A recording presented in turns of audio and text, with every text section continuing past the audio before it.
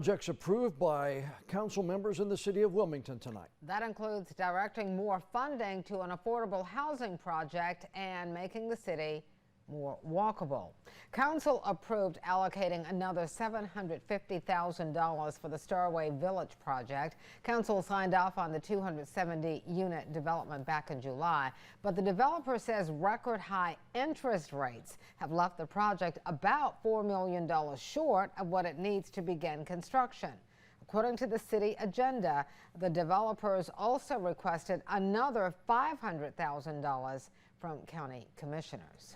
Council members also unanimously approved accepting more than $900,000 in state grants that will help build multi-use paths along Hooker Road and Hinton Avenue.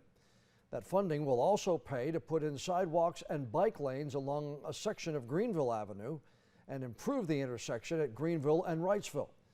Now, these projects date back to 2014, but issues with costs and funding have tied them up until now.